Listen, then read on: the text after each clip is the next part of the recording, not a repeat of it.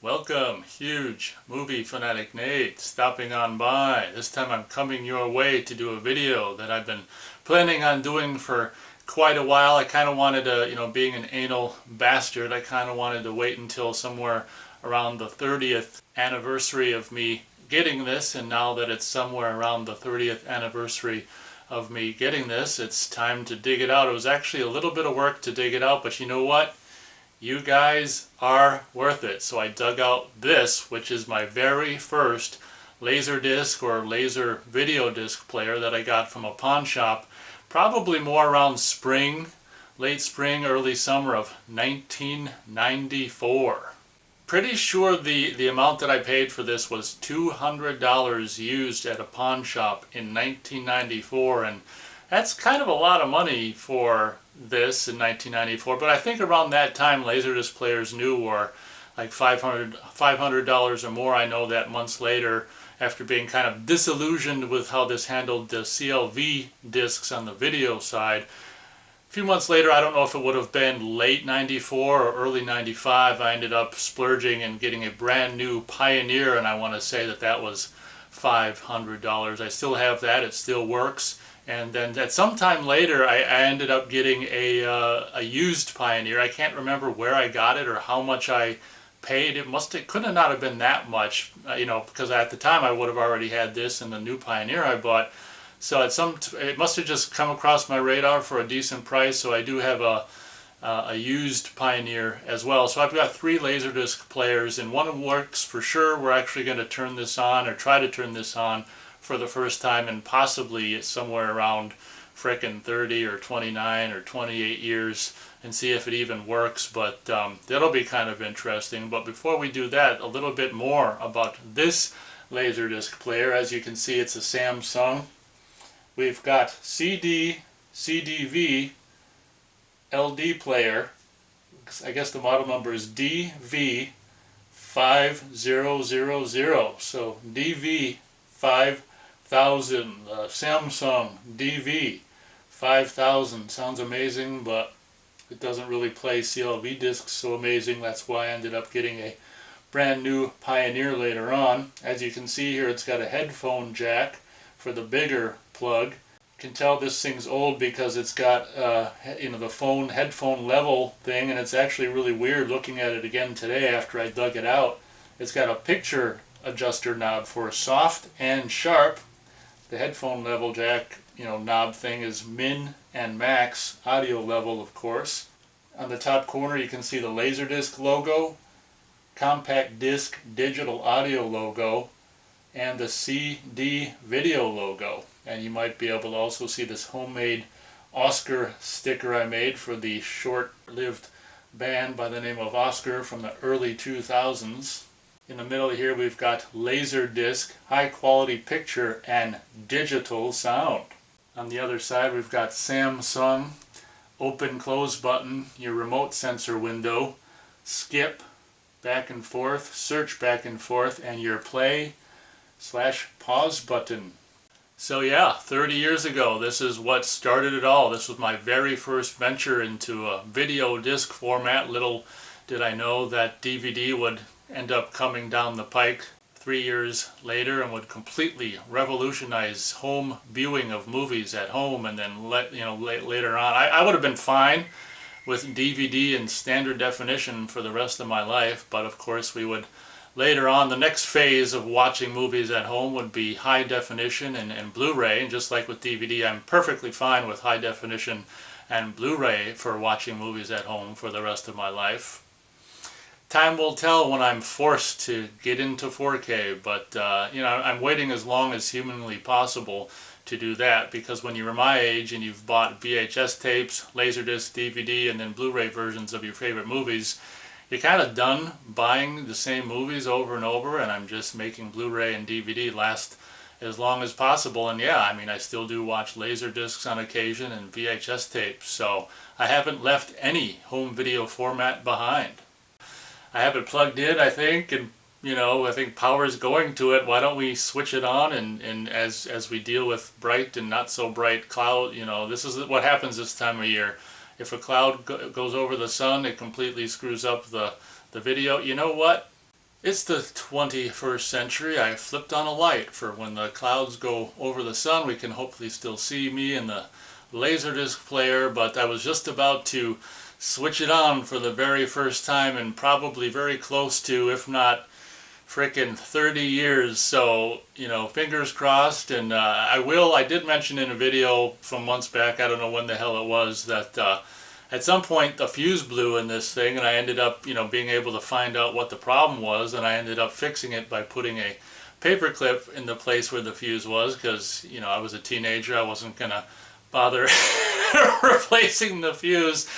And I wouldn't recommend that, by the way, for any fixing of your home electronics, but we will flip it on in a sec here and see if it's still working and see if the paper clip is still holding strong. And yes, I will open it up and try to find and show you my, you know, frickin' paper clip fixing from 30 or nearly 30 years ago. But without any further ado, let's flip the switch and see what we get on the old readout. Oh my god, are you ready?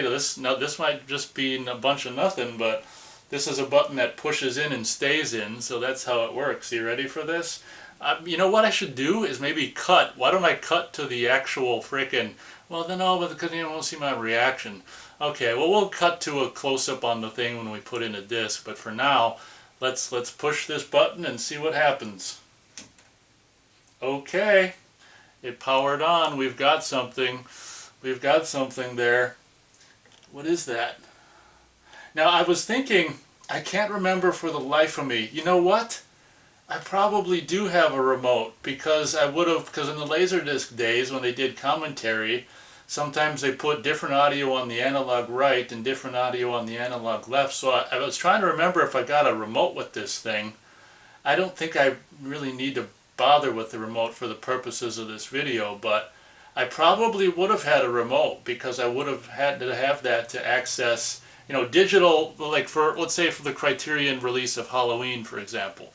The digital audio tracks right and left would be the mono movie soundtrack, and then, you know, like analog, you know, left or whatever would be like the movie or the music and effects track. The Criterion release of the original, you know, John Carpenter's Halloween actually had the music and effects track only on analog right or analog left, and then the other analog channel on audio, of course, was the commentary. So that's how they worked that. So I must have had, because I was thinking, you know, buying it from a pawn shop, there's a chance I didn't even get a remote, but yeah, I must have had the remote, because I know I was able to access, you know, those audio features on the analog tracks. So I must have had a remote, but for the purposes of this video, I don't think the remote's very important. So I do actually have, I'm actually going to hook it up to a TV as well. I'm going to just be super nice. I do happen to have a LaserDisc that I got used probably from Video Update in the 90s.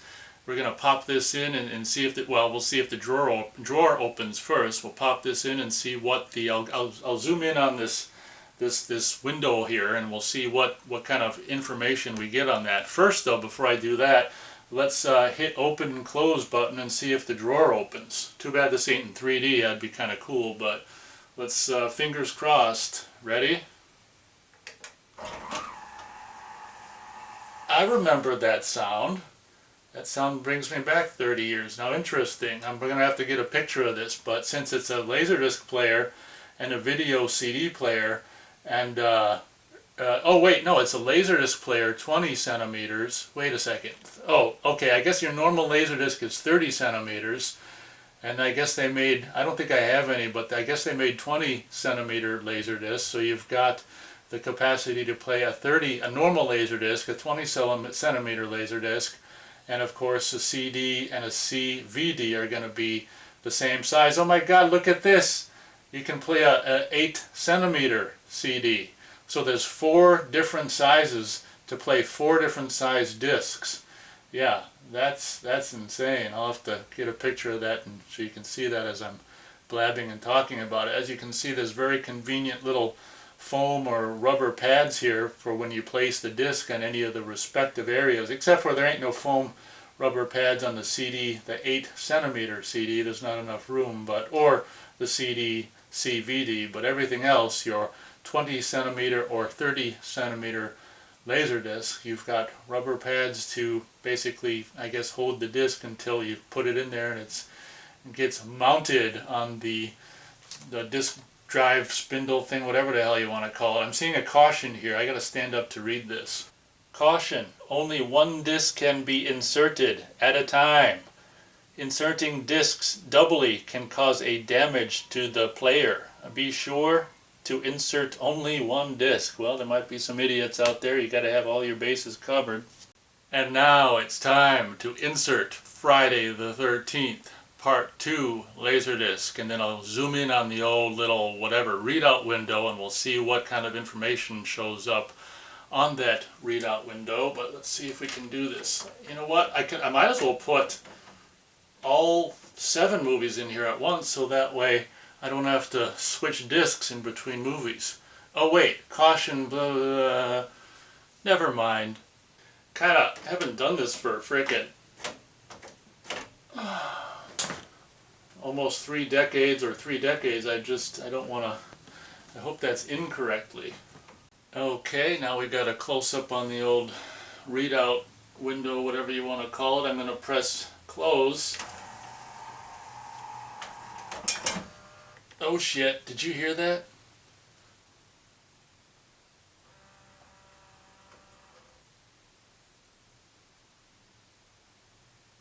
Okay, well, we might not be hooking it up to the TV after all, because I don't think it works anymore. Oh, this makes me want to try the other Pioneer I've got. Well, that's kind of a bummer. I mean, it's understandable, but it's still kind of a bummer.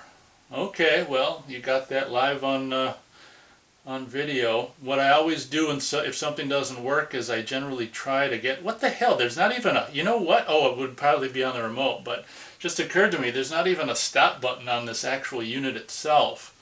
I mean, I guess an idiot could hit open close. Well, here, speaking of idiot and open close, just...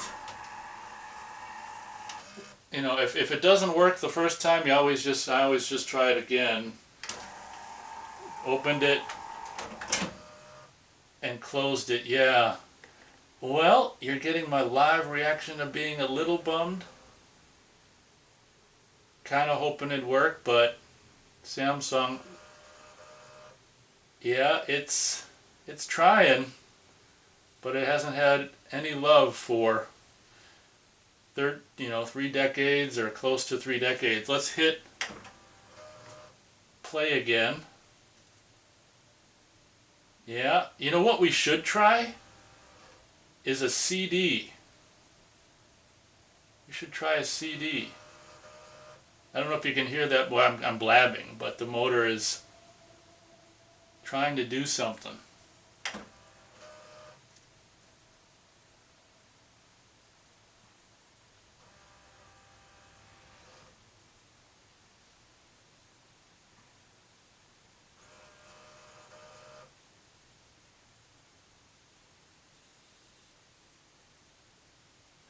Well, why don't I go just for the hell of it and just grab a CD and see if it can play something that's smaller and doesn't require as much heavy lifting.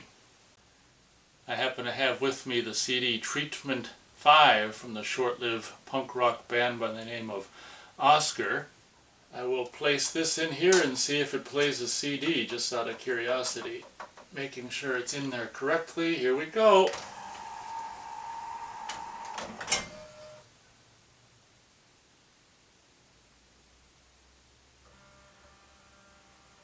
Yeah, no better on a CD. Holy shit! Holy shit! Look at that! I'm getting something. At least it knows it's a CD, and we've got a digital sound indicator there. Will it play it? It's trying to.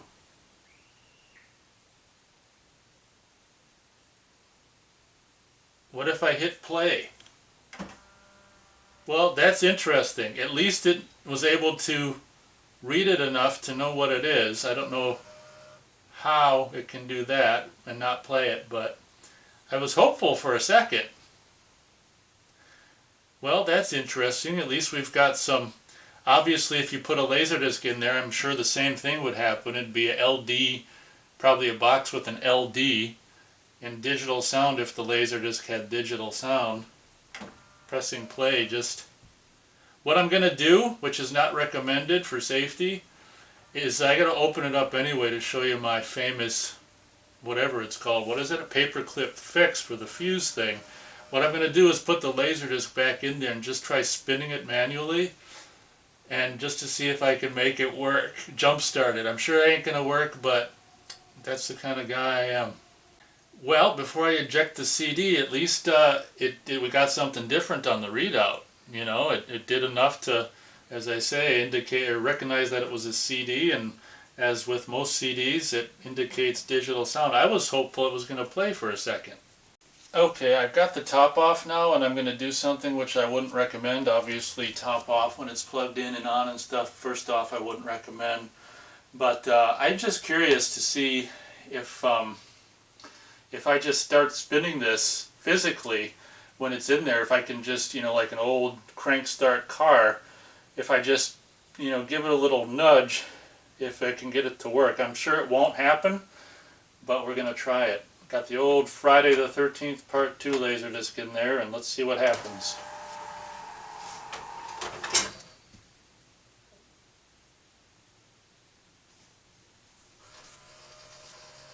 Come on, baby. I'm spinning it. Yeah, it's not jump starting anything. Okay. Yeah. Well, I tried.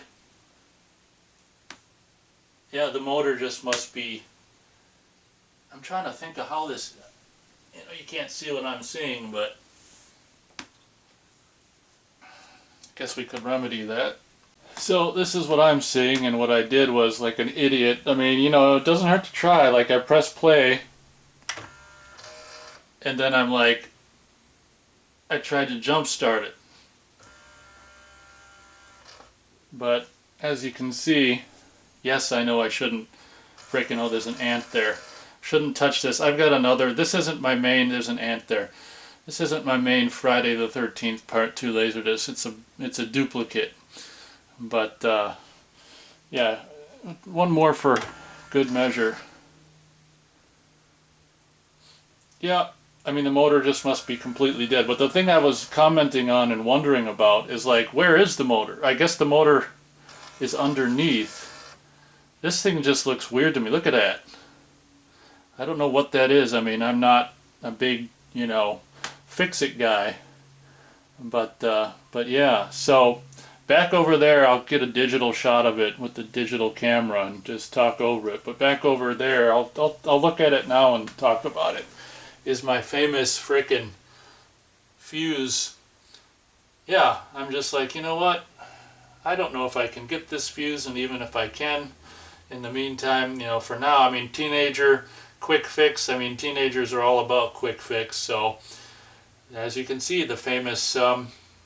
paperclip there to fix that problem kept this LaserDisc player working for, I guess, as long as I needed it to before I got a brand spanking new Pioneer that luckily still works. But you can't blame this thing for not working. Take a look at the back of it and show you that as well. Maybe we've got a manufacturer year or something. Just to show you what a CD looks like in here, I happen to have the Idle Will Kill from the short-lived punk rock band Oscar. We'll throw that in there and show you what a CD looks like in there and give it one last chance to play a CD. I'm sure it'll play and everything will work out just fine, but we've got the disc itself, placing it in there, making sure it's correctly inserted.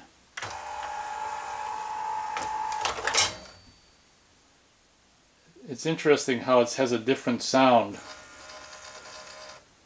Can we see the readout? Maybe barely. I'll tell you if it shows that same info. So far, no info, CD or digital audio info, which is interesting. That is interesting. So it does. Let's press play. Yeah, I think I saw the drawer like move when I pressed play. Well, now I want to put in treatment 5 and see if it shows. Holy shit! It's spinning.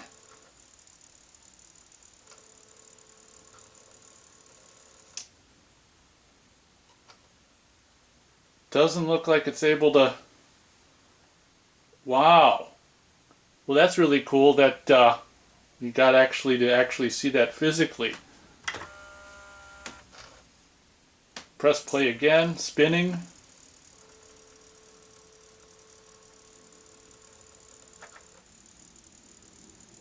There's so many motors. Then there's the motor to move the laser back and forth. That probably doesn't work. I'm actually going to try a LaserDisc again now that I got this spinning. Just try one more with the idle will kill.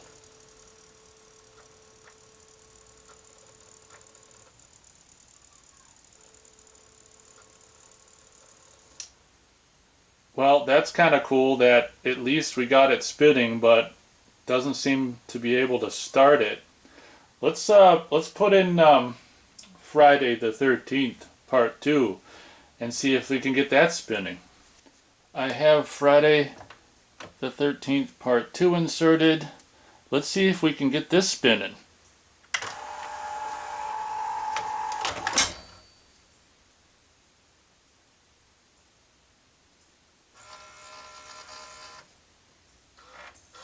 Oh my fucking God.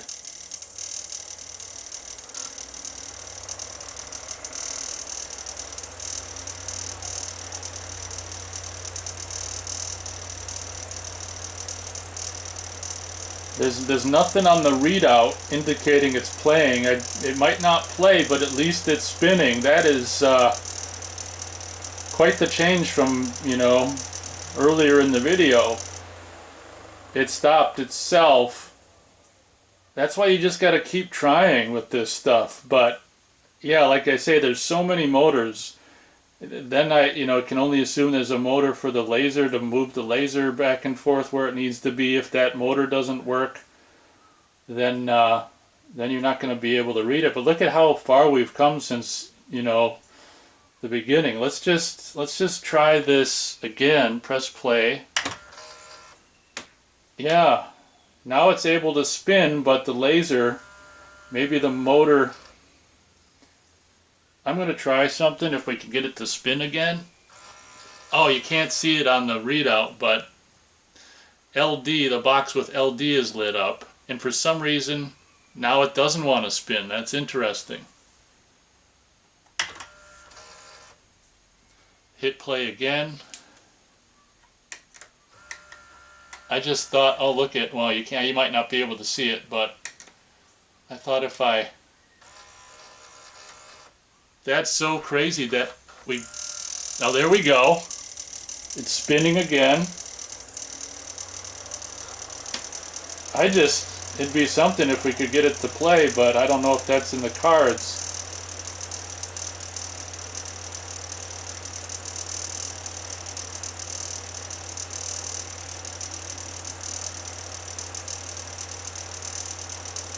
It's crazy how fast these things spin. Yeah, then it kind of just gives up the ghost. Well, at least I guess it saves me the trouble of connecting it to the TV, but it's kind of a bummer on the other hand. But this kind of turned into an interesting video. That what am I? Not sure what I'm smelling. It's probably this thing burning up underneath, but this video kind of turned interesting. Became a little bit of a trying to fix it kind of a situation, and chances are that if you just keep tinkering with this, maybe you get the whole thing to work. But like I say, there's so many motors involved. The motor to open and close the tray, the motor to spin the disc, the motor to move the laser, from the center to the outer edge of the, disc, LaserDisc, CD, whatever you're playing. So it's interesting how we got the motor to spin the disc though. You know, if we could just get the motor to move the laser where it needs to be or whatever, then we'd be in business. But pretty cool that, you know, we got the disc to spin. Taking a look at the back of the LaserDisc player here, we've got VHF antenna here. Here's a, is this called coaxial? Input for the VHF antenna and output to your TV. Channel selecting button, channel 3 or channel 4, that would be for these coaxial inputs and outputs, I would imagine. We've got the digital / analog audio output there with a right and left, white and red of course indicating that. Interesting, a separate analog audio output, same thing, right and left of course, white and red. And then we've got 2 video outputs, which is interesting. Oh my god, this is what I was hoping to find on the back. Manufactured April 1991. Very cool. And serial number, Samsung, all this stuff here. Pause and read if you want to. Yeah, that's very cool. So very cool. I don't think I ever paid any attention to that whatsoever when the hell it was manufactured, but we now know that it was manufactured in April 1991. I probably got it 3 years later for $200. I wonder why the hell they got rid of it. I guess for the same reason I got a better Pioneer LaserDisc player, and I wonder what it cost in 1991. Maybe it was $500, $600, who the hell knows, but that's interesting. So it was only 3 years old when I got it. What's so funny is even in '94, like when I got it, it just seemed like this old, ancient piece of crap, but it was only 3 years old. That's interesting. And then 3 years after I got this, then DVDs would come out. Well, this sure turned into quite the interesting video. Went in a direction I sure didn't expect it to go in, but like I say, I mean, you don't use tech for 30 years or close to 30 years, things can happen, but just for the hell of it, let's just hit play one more time with the Friday the 13th part 2 in there. You can barely see on the video probably, you know, this far away and unzoomed in, but this box above probably the CD one that, you know, is that it's got an LD, so at least we got it to recognize what it is. And while the cover was off, we got it to spin. It's not spinning this time. I thought we'd just try and spin it. If it doesn't spin this time, we'll hang it up. But I just thought we could just, you know, with tech, you know, like I say, you just keep tinkering with it, and you see we got it to recognize a CD and a LaserDisc, and we got it to spin a CD and a LaserDisc. You notice how we got it to spin the CD first and then the LaserDisc. That was my whole, you know, thought process behind putting a smaller disc in there, to see if, you know, that wasn't so taxing on the motor. Maybe it could spin a small one, we could spin a big one, which we did, but now I pressed it twice and now it's tired and now it won't spin anymore. But yeah, this video makes me interested in checking out that other used Pioneer LaserDisc player I got a while back. That one's actually got more recent use than this one has, so chances are that one works. I would imagine sometime soon. I don't know when, don't know why.